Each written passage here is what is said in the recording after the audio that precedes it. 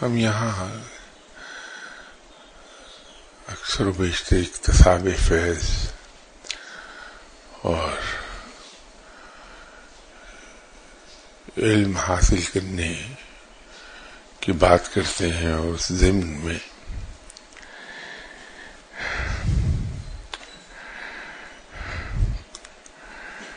شیخ کا ذکر ہوتا رہتا ہے۔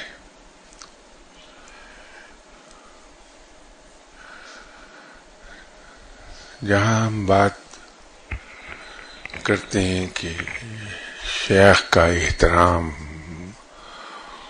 ان کی بات کو ماننے کا لیول وہ کیا ہونا چاہیے، وہاں ایک اور اہم پہلو ہے جس کو ہم عام طور پر ڈسکس نہیں کر پاتے، اور وہ ہے شیخ کی ناراضگی اور شیخ کی خوشی انسان سے۔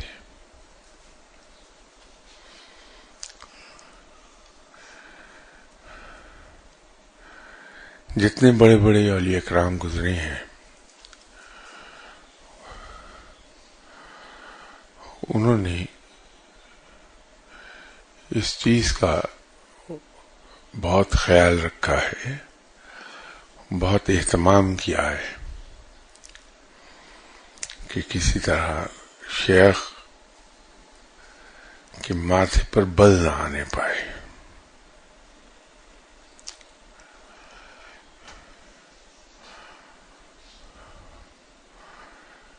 جناب حضرت نظام الدین اولیاء رحمۃ اللہ علیہ صاحب کی شخصیت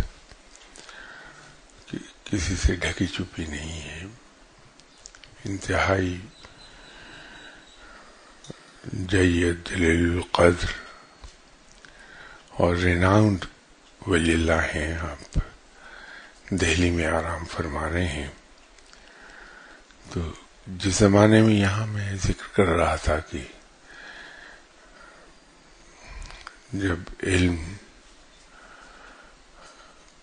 کا حصول ایک درجے تک انسان کر لیتا ہے تو پھر ولایت کی مہر اس کے شانے پر لگتی ہے۔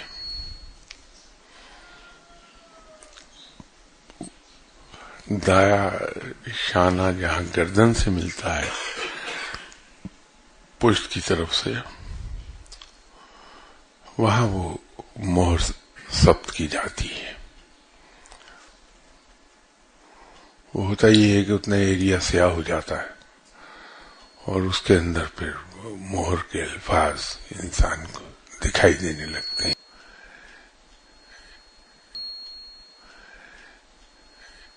یہ مہر منتقل ہوئی تھی آپ صلی اللہ علیہ وسلم سے، در حقیقت یہ وہی مہر ہے جو آپ صلی اللہ علیہ وسلم اپنے مکتوبات میں جو روانہ فرماتے تھے مختلف فرمانرواؤں کی طرف، وہاں اس انگوٹھی کا نشان ثبت ہوتا تھا۔ یہ وہی مہر کے طور پر استعمال ہو رہی ہے۔ آپ صلی اللہ علیہ وسلم سے منتقل ہو گئی تھی جناب حضرت علی کرم اللہ وجہہ کو، اور اس کے بعد ہوتے ہوتے آج کل جناب حضرت نظام الدین اولیاء رحمۃ اللہ علیہ صاحب اس کے کسٹوڈین ہیں۔ تو جب کسی شخص کی منظوری آ جاتی ہے کہ اس کو ولایت دے دی گئی، تو وہ احکامات جناب حضرت نظام الدین اولیاء رحمۃ اللہ علیہ صاحب تک کنوے ہو جاتے ہیں، اور اس آدمی کے شانے پر جناب حضرت نظام الدین اولیاء رحمۃ اللہ علیہ اس کے سوتے حالت میں مہر ثبت کر دیتے ہیں۔ تو جس کے مہر لگتی ہے اس کو بھی پتا اصل میں اس طرح چلتا ہے کہ 3-4 دن اس جگہ پر بہت ہی اریٹیشن ہوتی، کھجلی ہوتی ہے، تو آدمی بار بار کھجلاتا ہے، وہ بات کہیں سے کہیں نکل گئی۔ تو جناب حضرت نظام الدین اولیاء کا دور جو تھا اس زمانے میں ہندوستان پر حکومت علاؤ الدین خلجی کی تھی.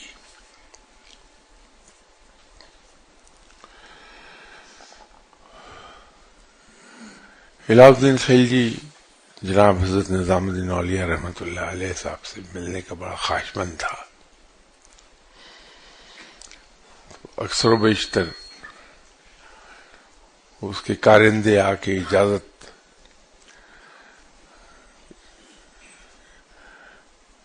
کے لیے کہتے تھے کہ آپ کی خدمت میں بادشاہ حاضر ہونا چاہتا ہے, آپ اجازت میں رحمت فرما دیں. لیکن جناب حضرت نظام الدین اولیاء ہمیشہ اس سے انکار کر دیتے تھے. بالآخر ایک دن علاؤ الدین خلجی نے جناب حضرت نظام الدین اولیاء سے کہا کہ حضرت اب اگر آپ مجھے اجازت نہیں دیں گے تو میں بغیر کسی اجازت کے, بغیر کسی اطلاع کے خانقاہ پر حاضر ہو جاؤں گا. تو جناب حضرت نظام الدین اولیاء رحمۃ اللہ علیہ صاحب نے جوابی پیغام بھجوایا کہ میری خانقاہ میں 2 دروازے ہیں, ایک دروازے سے تم داخل ہوگے اور میں دوسرے دروازے سے نکل جاؤں گا. اگر تم میرا تب بھی پیچھا نہیں چھوڑو گے تو یہ میں شہر ہی چھوڑ کر چلے جاؤں گا, اور اگر تم نے شہر چھوڑ دینے کے باوجود میرا پیچھا نہ چھوڑا تو میں یہ ملک چھوڑ کر چلا جاؤں گا کہ خدا کی سلطنت بڑی وسیع ہے.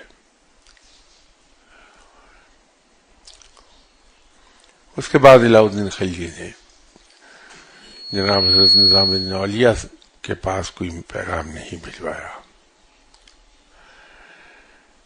لیکن حضرت امیر خسرو جو اپنے وقت کے بہت بڑے تاجر تھے اور اکابرین شہر میں ان کا شمار ہوتا تھا, ان سے بادشاہ نے ریکویسٹ کی کہ آپ کے مرشد ہیں جناب حضرت نظام الدین اولیاء, میں ان کی خدمت میں حاضر ہونا چاہتا ہوں, تو کسی دن مجھے اپنے ساتھ لے چلو. تو حضرت امیر خسرو نے, انہیں معلوم نہیں تھا کہ علاؤ الدین خلجی اور جناب حضرت نظام الدین اولیاء رحمۃ اللہ علیہ صاحب کے درمیان کیا معاملات چل رہے ہیں. تو انہوں نے وعدہ کر لیا کہ میں کسی دن لے جاؤں گا. لیکن جب خانقاہ سے کسی نے انہیں ان معاملات کا بتایا تو حضرت امیر خسرو بادشاہ کے پاس گئے اور علیحدگی میں, تنہائی میں اس سے کہا کہ میں نے آپ سے وعدہ تو کیا تھا, لیکن اس وعدہ کرنے کے بعد جب میں نے یہ چاہا کہ میں آپ کا کوئی بندوبست کروں کہ آپ میرے ساتھ چلے, تو مجھے خانقاہ سے بتایا گیا کہ مرشد نے تو آپ کو منع کیا ہے, تو میں معافی چاہتا ہوں, میں یہ خدمت نہیں کر سکوں گا آپ کی. تو بادشاہ بہت برہم ہوا کہ تم نے تو وعدہ کیا تھا, وعدہ خلافی کر رہے ہو. تو حضرت امیر خسرو نے کہا کہ بادشاہ سلامت, یہ درست ہے کہ میں وعدہ خلافی کر رہا ہوں,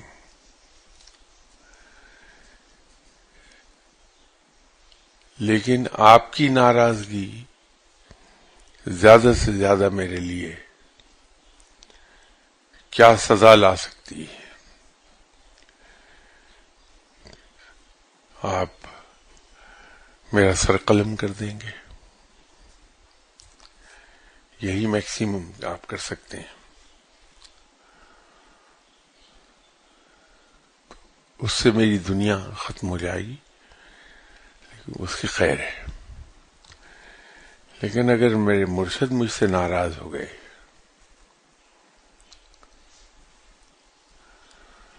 تو پھر دنیا بھی گئی اور آخرت بھی گئی. تو میں یہ رسک نہیں لے سکتا. تو مرشد کی خوشنودی اور اس کی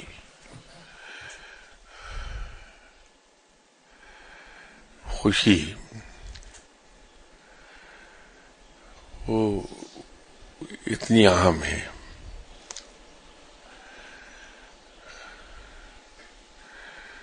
کچھ عرصہ پہلے میں جناب حضرت منصور الحلاج کا ذکر یہاں کر رہا تھا، تو میں نے عرض کیا تھا کہ منصور الحلاج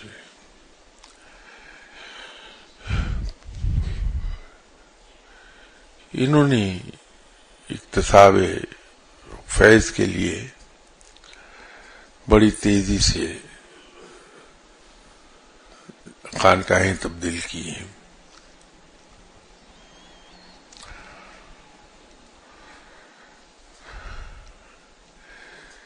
بالآخر جناب حضرت جنید بغدادی رحمت اللہ علیہ صاحب کے دربار میں بیٹھنے لگ گئے تھے. وہاں سے اٹھے اور مکہ جا کے رہنا شروع کر دیا.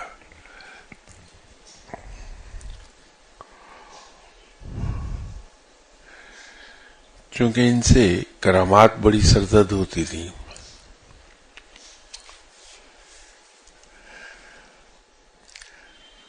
تو ان کے مخالفین کی بھی تعداد بے تحاشا بڑھتی گئی.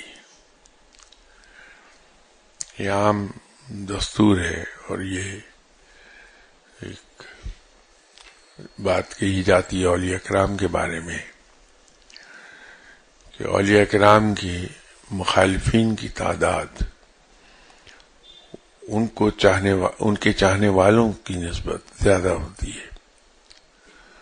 تو ایک رف فارمولا ڈیوائز ہوا، وہ یہ ہے کہ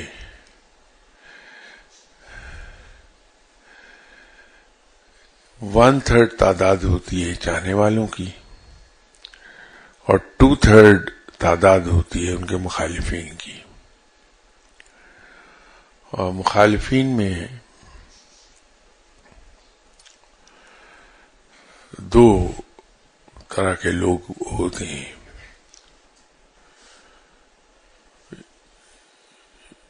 ایک وہ جن کے الفاظ میں، مخالفت کے الفاظ میں کوئی بہت زیادہ شدت نہیں ہوتی، اور ایک حصہ وہ ہوتا ہے جو بڑی شدت سے مخالفت کرتے ہیں.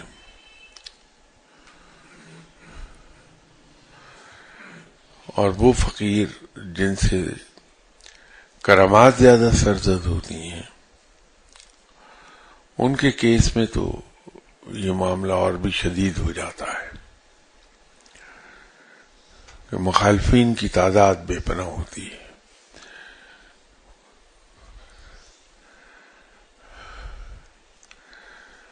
جو کم درجے کی مخالفت روا رکھتے ہیں وہ بھی یہ کہتے ہیں کہ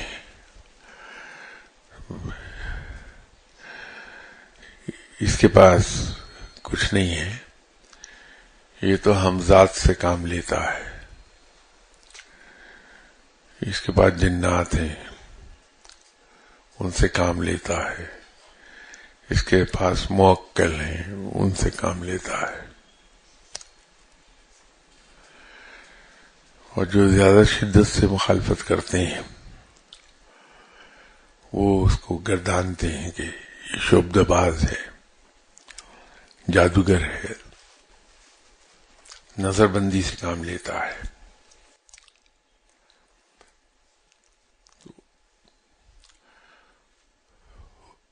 حسین بن منصور الحلاج صاحب تو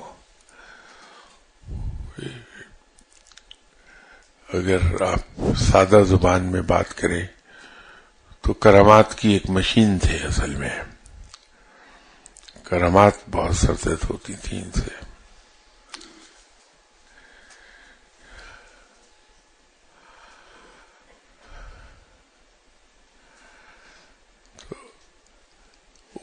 ان کے مخالفین کی تعداد اسی حساب سے تھی. تو جب یہ جناب حضرت جنید بغدادی رحمۃ اللہ علیہ صاحب کے خانقاہ سے اٹھے تو پھر مکہ چلے گئے. مکہ رہے وہاں. تو ان کی کیفیات پھر اس طرح سے تبدیل ہوئیں کہ ان کا ظاہر اور ان کے طور طریقے ایک طالب علم کے سے نہ رہے, ایک خادم کے سے نہ رہے, بلکہ انہوں نے خرقہ پوشی شروع کر دی اور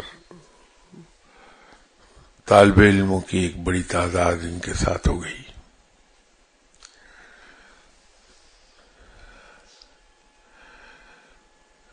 تو جب یہ مکہ سے چلے تو واپس جناب جنید بغدادی رحمۃ اللہ علیہ صاحب کی خدمت میں حاضر ہو گئے, اس لیے کہ مرشد تھے. لیکن جب یہ مرشد کے خانقاہ پر پہنچے تو دستور کے مطابق انہیں انتہائی عاجزی اور طالب علمانہ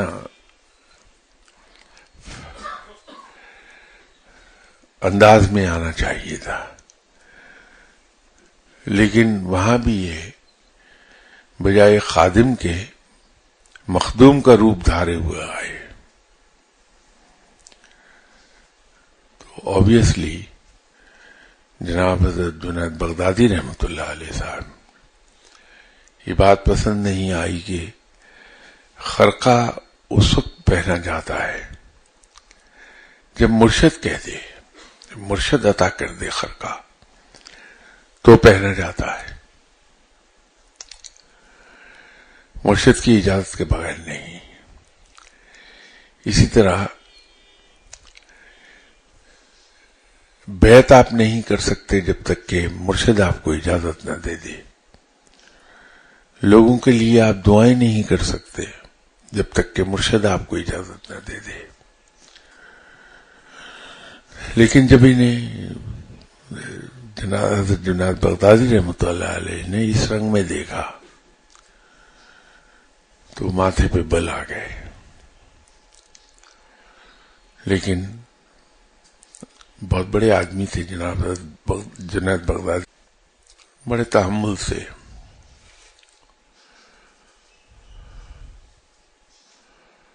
ان سے احوال پوچھتے رہے کہ اتنا عرصہ تمہارا کیسے گزرا.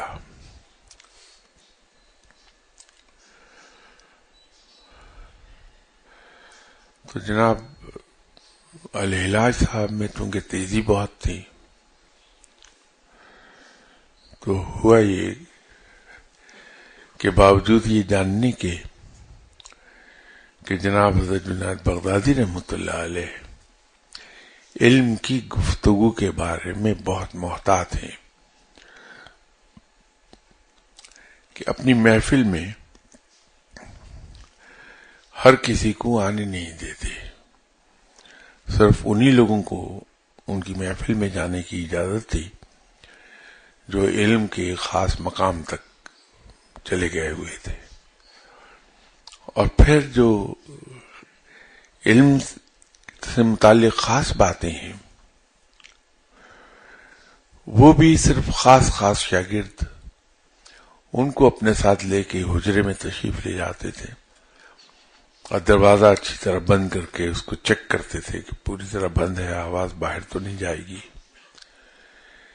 تو وہ اس محدود حلقے میں علم کی خاص باتیں بیان کرتے تھے. یہ احتیاط تھی جناب حضرت جنید بغدادی رحمۃ اللہ علیہ صاحب کی. تو منصور الہلاج صاحب نے یہ سب جاننے کے باوجود کہ میرے مرشد ایسے محتاط ہیں علم کے بارے میں، روحانیت کی انتہائی باریک باتیں، ان سے متعلق سوال سر محفل کر لیا مرشد سے، تو جناب حضرت جنید بغدادی رحمۃ اللہ علیہ صاحب نے وہ سوال سنا تو جو نہیں دی، جواب نہیں دیا، اور دوسری باتوں میں لگے رہے۔ تو منصور الہلاج صاحب نے دوبارہ وہی سوال پوچھا، پھر بھی آپ نے جواب نہیں دیا۔ تیسری بار پوچھا تو جواب نہیں دیا، لیکن چہرے پر بہت خفگی کے آثار نمودار ہوئے۔ تو جناب منصور الہلاج صاحب تھوڑی دیر میں اٹھے اور وہ خانقاہ سے چلے گئے۔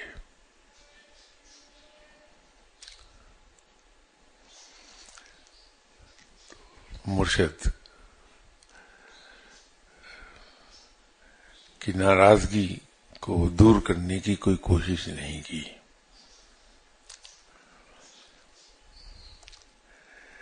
اس سے پہلے بھی جب جناب حسین بن منصور الہلاج صاحب نے جناب عمر بن عثمان مکی صاحب کی دست مبارک پر بیعت کی تھی، تو ان کی محفل بھی چھوڑ کر چلے گئے تھے اسی طرح، تو وہ بھی ناراض تھے۔ تو ایک روایت تو یہ ہے، جو اس کا میں نے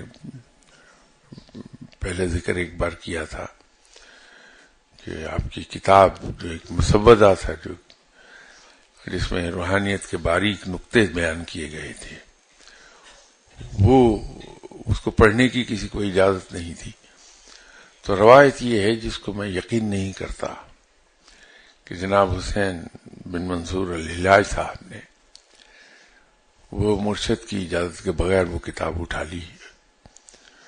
تو جب ان کے مرشد کو اس کی تلاش ہوئی، نہیں ملی، تو آپ نے بہت بڑی بد دعا دے دی تھی۔ عام طور پر مرشد اتنے چھوٹے دل کے ہوتے نہیں کہ بد دعا دیں، بلکہ یوں کہہ لیجئے، یہ جو اولیاء کرام ہوتے ہیں،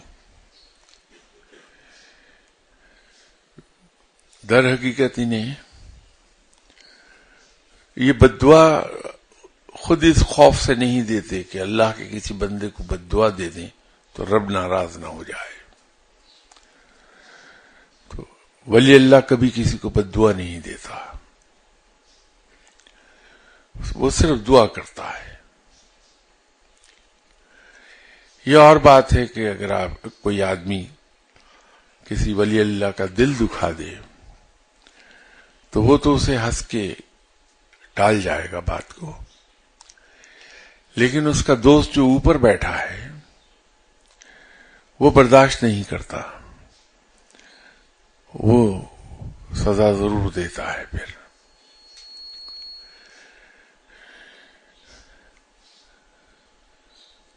تو اپنے پہلے مرشد کو بھی چھوڑ آئے تھے،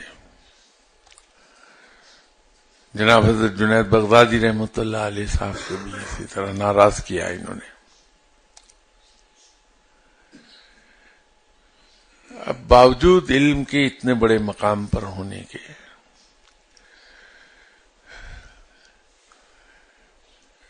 باوجود روحانی تصرفات بے پناہ حاصل ہو جانے کے، لیکن انجام سزا ہی کا ہوا۔ نہ صرف سزا کا ہوا، بلکہ آج بھی متنازع کنٹروورشل فگر بن گئے ہیں۔ وہ آج بھی طرح طرح کے ان کے بارے میں کنٹروورسیز پائی جاتی ہیں۔ تو مرشد اگر ناراض ہو جائے تو پھر انسان کا کوئی ٹھکانہ نہیں ہے۔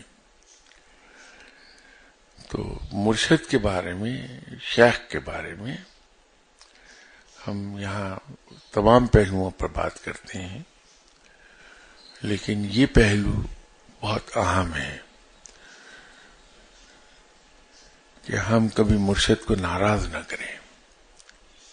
یہ انصاف کا سوال تھا کہ آسمانی بجلی کے گرجنے، چمکنے اور پیدا ہونے کا کنسپٹ اسلام اور سائنس میں کیا ہے؟ کیا بابا فرید صاحب نے اس بجلی کو اپنے لوٹے میں واقعی بند کیا ہوگا؟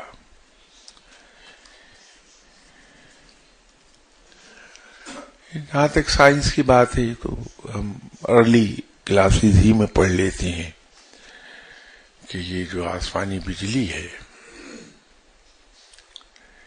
یہ کیا چیز ہے۔ بادلوں کی بہت سی قسمیں ہیں،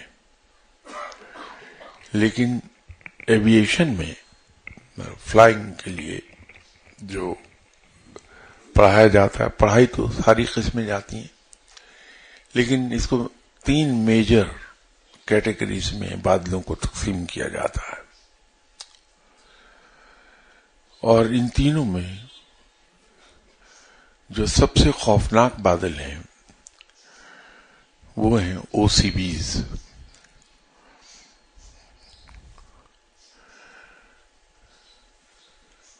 اومنی کولمبس کلاؤڈز، اس کا مخفف ہے او بی سیز، اور اس سے کم خطرناک بادل جو گنے جاتے ہیں وہ سی بیز ہوتے ہیں، کولمبس کلاؤڈز۔ تو پائلٹس کو بڑی سختی سے اس بات کی انسٹرکشنز دی جاتی ہیں کہ او سی بیز کے قریب سے بھی نہ گزریں۔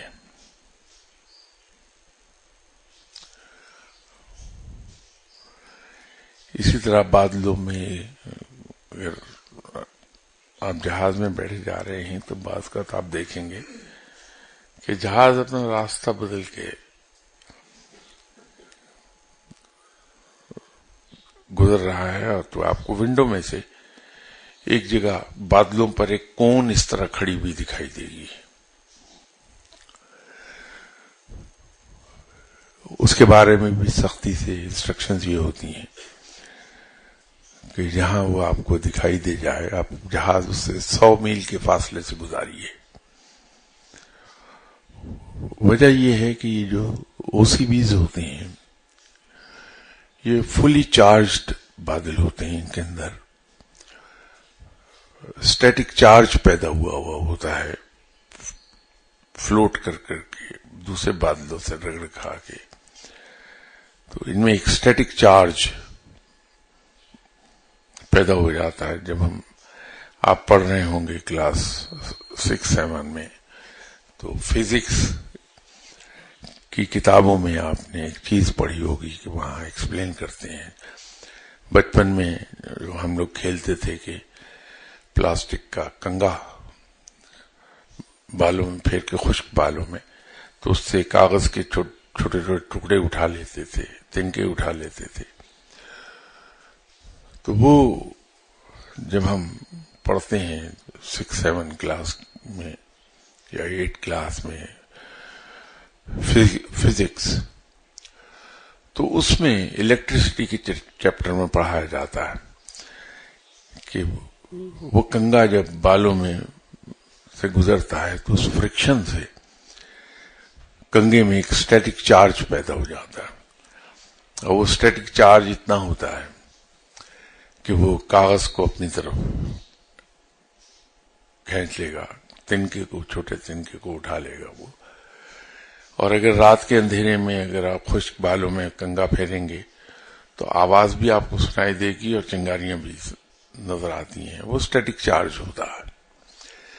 وہی اسٹیٹک چارج بادلوں میں پیدا ہوتا ہے، فرق یہ ہے کہ وہاں وہ کروڑ وولٹیج ہوتی ہے اس میں۔ تو جب ایسے دو بادل قریب آ جائیں ایک دوسرے کے جو اپوزٹ پولز کے ہوں، اے اور بی نیگیٹو، اے اور नेगेटिव और प्लस चार्ज के बादल अगर एक दूसरे के करीब आ जाए तो उनके एक दूसरे के करीब जाने से या रगड़ खाने से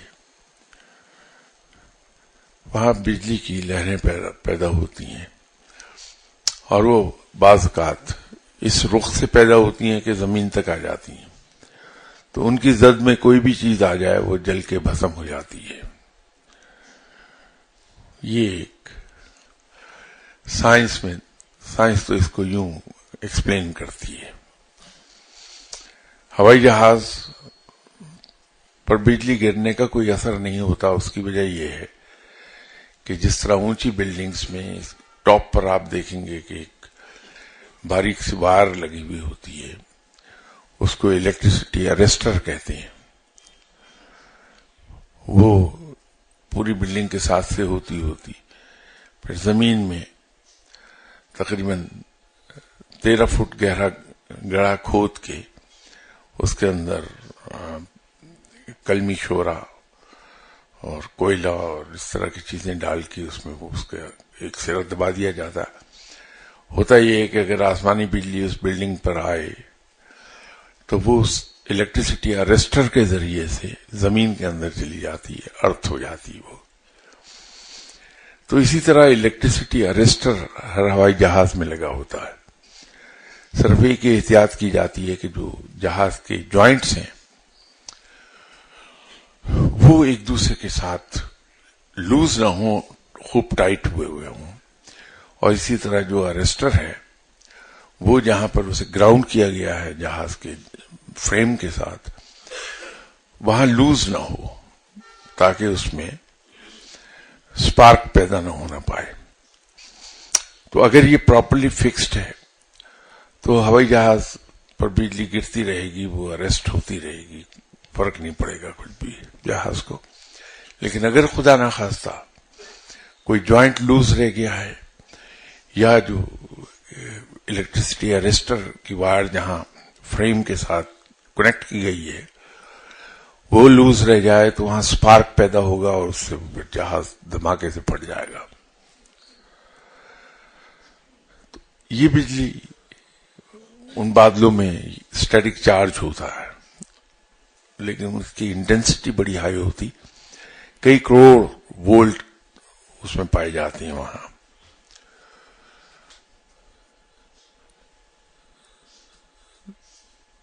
तो दो अपोजिट बादल जो है, नेगेटिव पॉजिटिव बादल, उनके टकराने से जो शोला पैदा होता है वो लाइट की सूरत में हमें दिखाई देता है और कड़क पैदा होती है।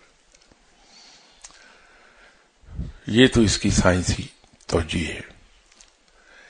जहां तक बाबा साहब के लोटे में अरेस्ट करने की बात है, जाहिर है मैं उसका चश्मदीद गवाह तो नहीं हूं कि मैं ये कह सकूं कि ऐसा हुआ था या नहीं हुआ था, लेकिन मैं एक चीज का गवाह जरूर हूं कि मैं एक बार टूर पर लाहौर से पेशावर जा रहा था और ये मॉनसून का मौसम था। तो मेरी मुझसे छोटी सिस्टर के हस्बैंड उन दोनों एक नई कैंटोनमेंट बन रही थी, उसमें पोस्टेड थे संजवाल पर। तो वीराना था वहां, रेगिस्तान में से 10 फुट 12 फुट चौड़ी आर्मी ने सड़क एक निकाली हुई थी जो जीटी रोड से संजवाल तक जाती थी।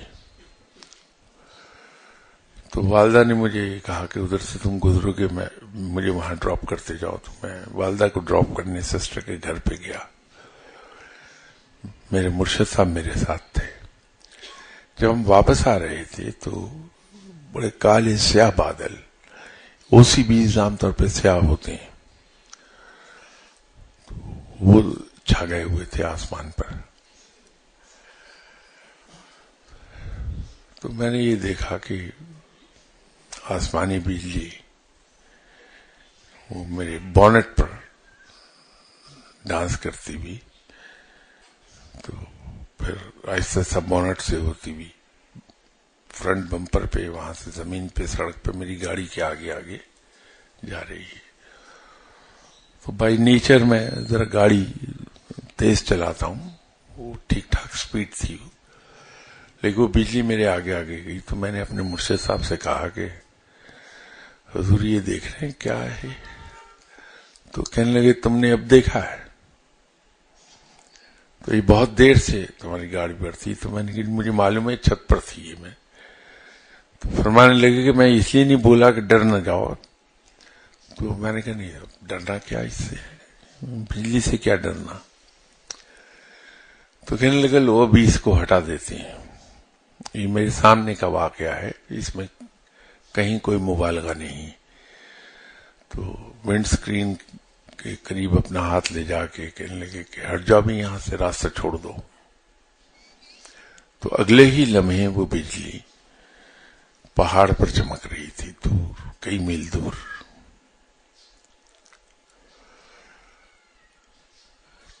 یہ واقعہ تو میں نے اپنی آنکھوں سے دیکھا ہے، اس کو تجربہ کیا.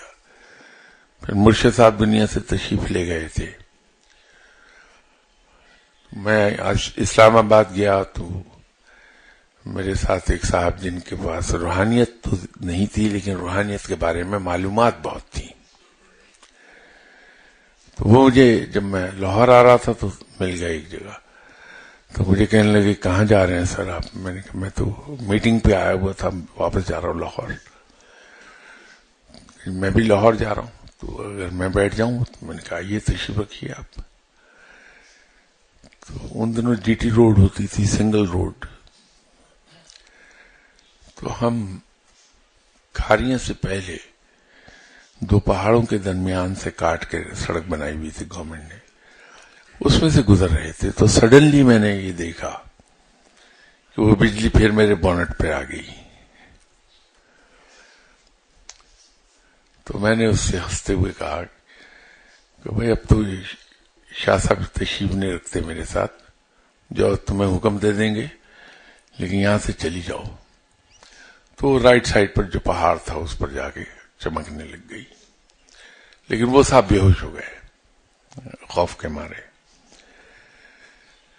تو یہ بجلی کے بارے میں وہاں خود شاہ صاحب نے حکم دیا تو وہ پہاڑ پر چلی گئی. یہاں میں نے صرف ریفرنس دیا اپنے مرشد صاحب کا، اپنے شیخ کا، تو وہ پہاڑ پر چلی گئی، چمکنے لگی. جب ان دو واقعات کو میں دیکھتا ہوں تو اس سے خیال یہ ہوتا ہے کہ جناب بابا فرید شکر رحمۃ اللہ علیہ جو اتنے بڑے مقام پر تھے کہ آپ کی رسائی سدرۃ المنتہا تک ہے. یہ جناب خواجہ غریب نواز صاحب نے جناب حضرت بختیار کاکی رحمۃ اللہ علیہ صاحب کو بشارت دی تھی کہ تمہارے اس شاگرد کی رسائی سدرۃ المنتہا تک، اس کی پرواز سدرۃ المنتہا تک ہوگی. تو بابا صاحب اگر ان کے بارے میں یہ مشہور ہو جائے کہ بجلی کو لوٹے میں بند کر دیا تھا تو میرے خیال میں اس میں مبالغہ نہیں ہوگا. یہ ایک سوال ہے کہ اسلام ہمیں زندگی کا ایک جنرل اور براڈر مقصد تو بتاتا ہے، لیکن انفرادی طور پر ہر انسان کا اپنا ایک انفرادی رول بھی ہے. ایسے حالات میں جبکہ ایک فرد اپنی زندگی کی سمت کا تعین نہ کر سکے اور اسے یہ احساس بھی شدت سے ہو کہ وہ اللہ کی دی ہوئی نعمتوں یعنی وقت اور ذہنی اور جسمانی صلاحیتوں کو ضائع کر رہا ہے، کیا کیا جائے؟ انفرادی طور پر ایک انسان اپنی سمت کا تعین کیسے کرے تاکہ وہ اپنا بھرپور رول ادا کر سکے سوسائٹی میں؟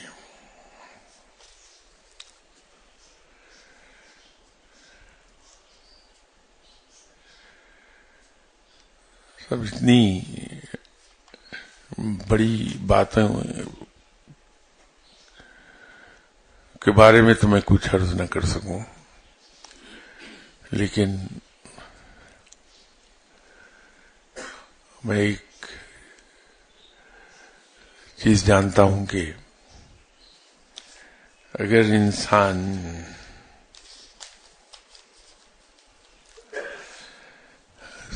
صرف ایک کام کر لے کہ اسلام کے بتائے ہوئے اصولوں کے مطابق زندگی کو ڈھال لے، جس کو ہم روزمرہ کی زندگی میں رب کی بندگی کہتے ہیں.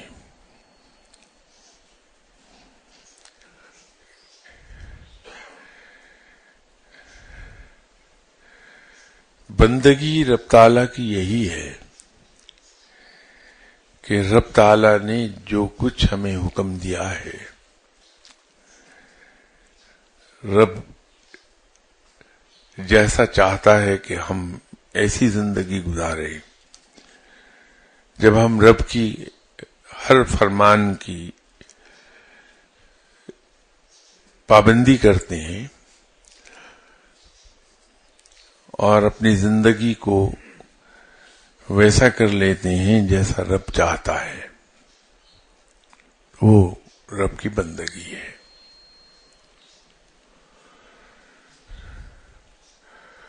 تو ہم اپنی زندگی کو اسلام کے اصولوں کے مطابق ڈھال لیتے ہیں اور زندگی کا صرف ایک مقصد مقرر کر لیتے ہیں، اپنا ایک آبجیکٹو بنا لیتے ہیں اپنی لائف کا. اور وہ آبجیکٹو بڑا سادہ سا ہے، سمپل، اس میں کوئی اتنی بڑی راکٹ سائنس انوالو نہیں ہے. وہ یہ کہ میری عبادات صرف رب کے لیے ہیں اور میرا جینا دوسروں کے لیے ہے. تو جب انسان اپنے لیے نہیں دوسروں کے لیے جینا شروع کر دے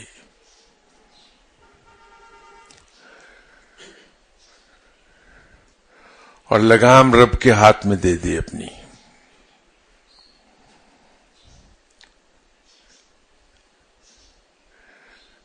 تو انسان اپنا رول خود ادا کرنے لگتا ہے.